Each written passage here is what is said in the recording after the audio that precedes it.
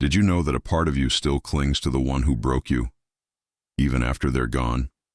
That's not love. It's trauma. More precisely, a trauma bond. A quiet addiction to chaos disguised as connection, and that addiction doesn't die. When they leave, it intensifies when you do. This is not a story about heartbreak. It's about psychological possession, about how the narcissist doesn't break when you confront him. He breaks when you walk away without explanation, without a fight, without giving him one last chance to rewrite the story. Because narcissists don't crave peace. They crave performance. Your presence is their validation. Your silence is their collapse. Today, we're not going to romanticize the pain. We're going to dissect it. We'll expose what actually happens when you stop being available, why his calm after the breakup is an act, and why the guilt you feel isn't weakness. It's your shadow trying to be heard. But first, if this content speaks to something inside you, leave a like and subscribe. Here, we don't sugarcoat. We expose what others leave in the dark, because healing doesn't start with closure. It starts with truth. When you finally walked away, you expected peace. You expected relief, to breathe again, to reclaim your thoughts, to feel like yourself. Instead, you felt something else. A tightening in your chest, a whisper in your head. What if I made a mistake? That voice didn't come from you. It came from him. Implanted, rehearsed, and reinforced. It's the echo of psychological conditioning that continues long after he's gone. Because the real damage wasn't just what he did to you. It's what he trained you to do to yourself. He didn't just hurt you. He rewired you. That's the part no one talks about. The trauma of a narcissist isn't loud. It's surgical. Subtle. It doesn't bruise your skin. It colonizes your mind. He never showed you his true face, only his method. His entire strategy was simple. Turn your presence into obligation, and your absence into guilt. You felt it in the way he watched you, measured you, criticized you, then praised you just enough to keep you hooked. Every compliment followed by a subtle correction, every moment of affection followed by sudden withdrawal, until you learned to question yourself before speaking, until you became smaller, softer, easier to control, not out of fear, out of habit, because that's what trauma does. It teaches you to abandon yourself. Quietly, you didn't stay because you didn't know better. You stayed because he made you question whether your pain was even real. You stayed because he normalized the abnormal, and when you finally left, he didn't fall apart. Not immediately. He smiled. He posted photos. He joked with friends. He moved on. Publicly. But that wasn't peace. That was panic. Camouflaged as indifference. Because what he lost wasn't your love. It was his mirror. The mirror that allowed him to play every role, victim, hero, martyr, savior, as long as you stayed in the script. When you left, he was forced to look at the one person he's always been hiding from, himself. But he won't show you that. He won't message you in desperation. Not at first. He'll wait. He'll observe. He'll calculate the moment your defenses are down, and then he'll return. Not with force, with subtlety, with the kind of language your wound still longs to hear. I've been thinking about you. I made mistakes. You didn't deserve that. Let's just talk. And your nervous system reacts before your mind can process. Your heart skips, your body leans forward, because some part of you still believes in the version of him that never existed. But hear this. He didn't return to love you. He returned to reclaim control. A narcissist only becomes vulnerable when he feels he's losing access, not because he feels pain, but because you stopped feeding his narrative. He doesn't see you as a person. He sees you as a resource. And once that resource pulls away, he starves. So he comes back, not to connect, to conquer. And when he sees you strong, he remembers what he couldn't dominate, When he sees you silent, he remembers what he can't manipulate. When you don't respond, he stops being a person and becomes exactly what he always was, a mask looking for someone to wear it. His mind doesn't rest because he lives in constant internal war, a war that he exports onto everyone who dares to get close. You weren't his first stage, and you won't be the last. But you were the one that walked out before the final act, and that broke the show. Not because he loved you, but because you refused to stay inside the story he wrote for you. He will never heal from that, because to heal, he would have to see himself. And narcissists don't see. They reflect, they mirror, they mimic, but they do not look inward. So what breaks them is not confrontation, it's absence. And your silence is the only truth they cannot spin. Because when there's no one left to gaslight, no one left to provoke, no one left to apologize for existing, they begin to unravel, but you won't see it. You'll see carefully curated posts, smiles, hints of a new partner, quotes about peace, fake recovery, manufactured growth. None of it is real, it's not healing, it's marketing. He's advertising a version of himself that only exists when you're watching. Because as long as he still lives in your mind, he hasn't lost. But when you stop checking, when you stop caring, when you stop needing an ending, that's when he breaks. And you begin. He doesn't return with anger. He returns with kindness, softness, words you once begged to hear. I've changed. You were right. You're the only one who ever saw me. And for a moment, it feels like hope, because your mind still remembers the version of him that almost felt real, the way he used to touch your face when he apologized, the way he cried once and said he couldn't live without you, the way he told you, in the middle of the storm, this isn't who I want to be. So when he comes back gentle, your body reacts before your memory can interfere. Because this isn't about logic, it's about trauma. Your nervous system was wired to associate his chaos with closeness. You survived by romanticizing the cycle, by clinging to the good days, by convincing yourself that the pain meant passion, that the confusion was chemistry, that the withdrawal was just fear. And now, here he is, warm, attentive, saying all the right things, at just the right time. But you must remember, a narcissist doesn't return to reconnect. He returns to reset control, not because he misses you, but because you stopped needing him. That shift terrifies him, because you were never supposed to outgrow the version of yourself he built. You were supposed to remain small, attached, and grateful for the crumbs he threw at you. But now you're standing. Now you're silent. Now you're not reacting. And in his world, silence is not peace, it's disobedience. So he puts on the face you once fell in love with, not because he feels it, but because he knows you do. He mirrors the image of who you want him to be. He listens. He remembers details. He brings up old songs, shared memories, inside jokes. He speaks in we again, and the part of you that still aches for clarity starts to wonder, what if he means it this time? What if he really changed? What if this was the healing he needed? But that's not healing. That's strategy. Because real healing doesn't require a second chance at manipulation. It requires accountability, silence, time. And narcissists don't change in silence. They mutate in reaction. He knows your wounds better than you do. He studied them, used them, exploited them. Now he's using empathy as a tool, weaponizing softness, turning vulnerability into bait. So you come back, not because you believe the words, but because your trauma still wants resolution, because deep down, you still want to prove you were worth changing for. But you weren't meant to be a lesson.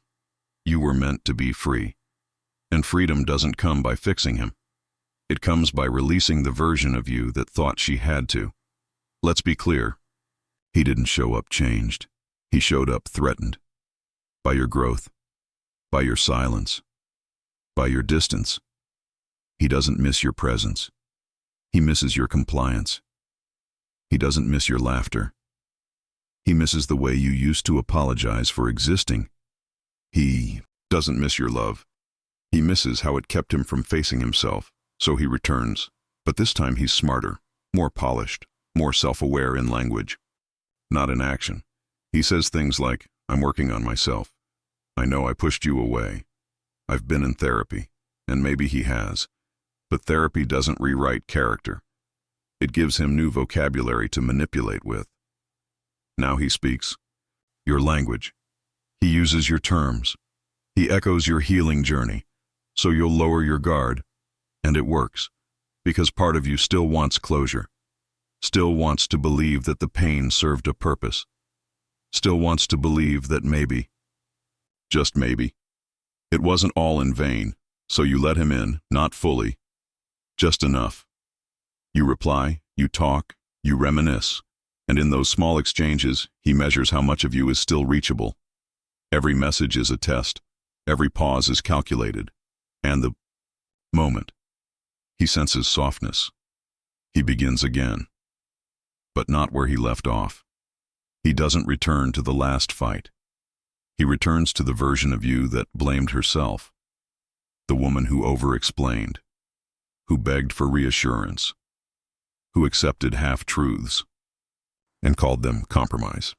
And slowly, subtly, he nudges her back into existence, with suggestions, with jokes, with subtle digs wrapped in humor, with sudden disappearances to destabilize your peace.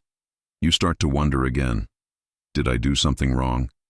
Is he pulling away because I was too cold? Maybe I should have said more. You start managing his emotions, chasing his attention, explaining your tone, and, without even noticing, you're back in the cage. But this time, it's velvet-lined, more comfortable, more elegant, less obvious, and that's what makes it dangerous. Because now you're trauma-bonded to the illusion of progress, hooked on the image of change, grateful for crumbs that feel like banquets, thankful he's not who he used to be, even though the pattern is exactly the same, because you're not healing together. You're rehearsing the next round, and he knows it. He thrives on it, because every time you go back, you reinforce his belief that you will always return. And the damage compounds, because now the betrayal isn't just from him, it's from you. You betrayed your own progress. You silenced your own clarity. You doubted your own freedom, and that self-betrayal is what hurts most. Not him, you. But here's the truth. You didn't fail. You relapsed, and relapse isn't weakness. It's a symptom that part of you is still waiting for the version of him that never existed, still chasing a fairy tale that was written by your wound, not your worth. So what now? You go back to yourself. You close the door again. You delete the message. You resist the urge to explain. You remind your nervous system that missing someone isn't a sign to return. It's a signal to heal, because if he really changed, he wouldn't need to convince you. He'd leave you in peace. And that's the one thing narcissists never do. Leave you alone. When they see you're finally okay. You blocked him. You walked away. You stopped answering.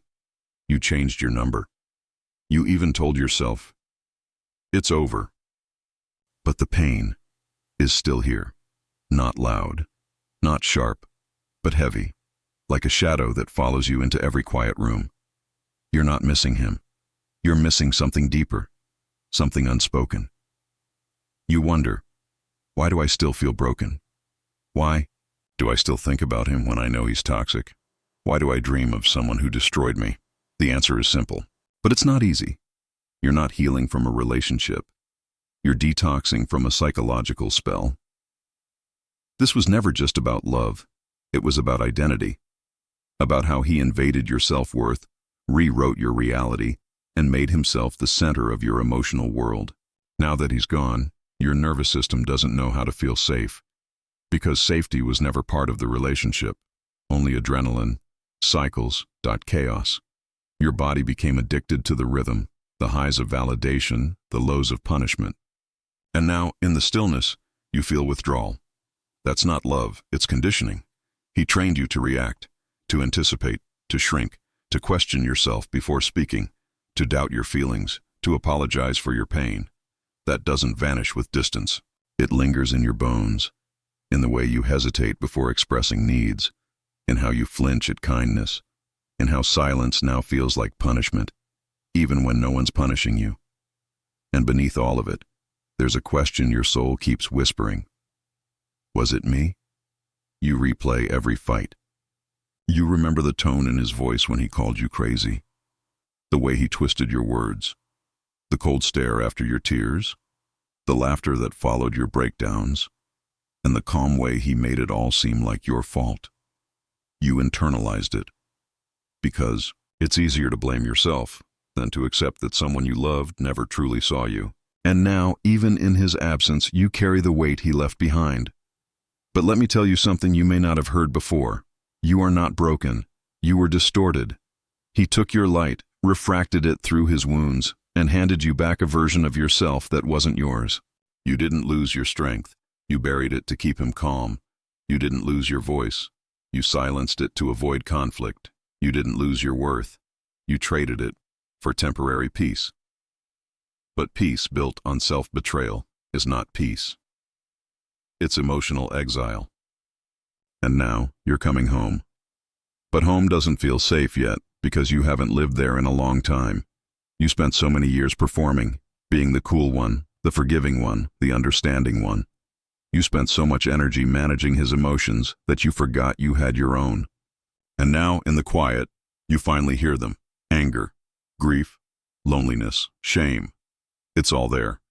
Not because you did something wrong, but because you were surviving, and survival requires strategy. You adapted, you fawned, you smiled when you wanted to scream. You gave when you were empty. You stayed when every part of you wanted to leave. That wasn't weakness. That was protection. So stop blaming yourself for what you did to stay sane. Start honoring yourself for what you're doing to heal, because healing isn't glamorous. It's not yoga and journals and moonlight. It's rage. It's guilt. It's craving a text you know would destroy you. It's deleting it anyway. Healing is waking up in tears and choosing not to go back. Healing is sitting in your own discomfort long enough to understand it. Healing is realizing that the voice in your head telling you you're not enough isn't your voice, it's his. And now it's time to give it back. You were not too much. You were in too little. Too little respect.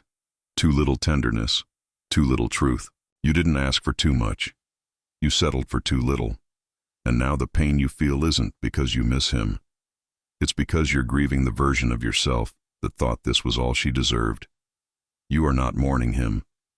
You're mourning the years you spent silencing your needs, questioning your instincts, shrinking your existence, to fit into a space that was never built for you. You didn't lose love. You lost an illusion, and illusions die hard. Because they're built on hope, on memory, on the fragments of who he was during the good times. But good moments don't make a good man. They make a convincing captor. And now that the cage is open, you're free. But freedom after captivity doesn't feel light. It feels terrifying, because now you have to learn how to exist without the trauma, how to love without flinching, how to speak without apologizing, how to rest without guilt. You are not broken, you're rebuilding. And rebuilding takes time, but every day you don't reach out, you heal. Every time you honor your boundary, you rewire. Every moment you feel pain without chasing relief, you reclaim yourself. This pain won't last forever, but if you return to him, it will. Because the cycle never ends where it began. It only gets darker, quieter, more confusing. You already survived the storm. Don't walk back into the flood. Stand here, now, with your pain, with your truth, with the version of you that's learning to feel again. She's worth it, even if it still hurts. No one talks about it. There's no celebration, no applause, no visible moment. But it happens, quietly, internally, without witnesses. It's the day you stop waiting for them to understand. The day you stop hoping for closure. The day you stop needing an apology that will never come. It's the day you return to yourself, Not because it's easy, not because you're healed, but because you're done bleeding for someone who never asked how deep the wound was. You don't post about it. You don't announce it. You simply breathe and choose silence over the endless need to be heard by the one who never listened. This is what real freedom feels like. Not loud, not heroic, not cinematic, just still. And in that stillness, you begin again. Not as who you were before him. That woman no longer exists. She was sacrificed piece by piece in the name of love. You begin again as someone new, someone who no longer bends, no longer explains, no longer trades truth for connection.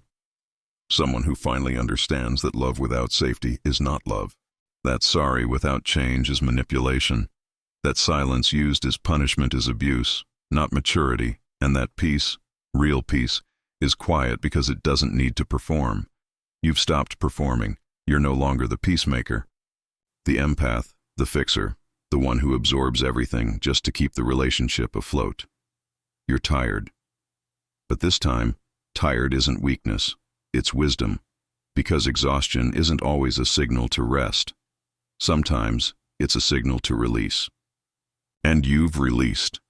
You let go of the fantasy, the what-ifs, the maybe one day he'll understand, the version of him that only existed in your hope, the version of you that begged for the bare minimum. You've stopped begging because you've started believing. Believing that the way he treated you wasn't a reflection of your worth, but of his lack. Believing that being loved shouldn't feel like being tested, that you don't have to suffer to be seen, that real love doesn't require you to disappear. You were never too much. You were in the wrong room. And now you've walked out. He might notice. He might not. He might try again. He might not. It doesn't matter anymore.